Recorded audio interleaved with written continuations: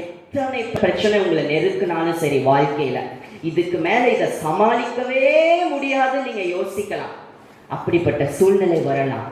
ஆனால் உங்களுக்குள்ள ஒரு சமாதானத்தை ஆண்டவர் கொடுப்பார். ஏன்னா உங்களுக்குள்ள இருக்கிற ஆவியானவர் பலமுள்ள ஆவியானவர். அந்த பலத்தை கொடுக்கிறவரால் எல்லாவற்றையும் நீங்கள் செய்து முடிக்க முடியும்.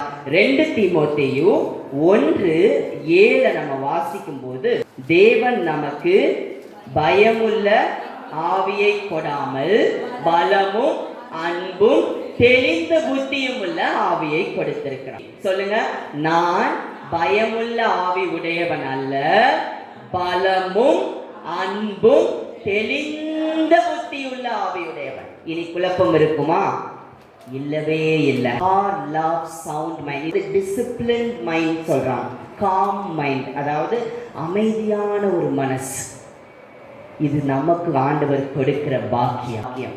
உலகத்துல என்ன பிரச்சனை வந்தாலும் நம்ம அமைதியான மனதுள்ளவர்களாக இருப்போம். நம்ம கலங்கவே மாட்டோம். ஏன்னா நமக்குள்ள இருக்கிற ஆவியானவர் பெரியவர். அவர் பலமுள்ள ஆவியானவர். அவர் பலத்தை நிரூபிக்கிற ஆவியானவர்.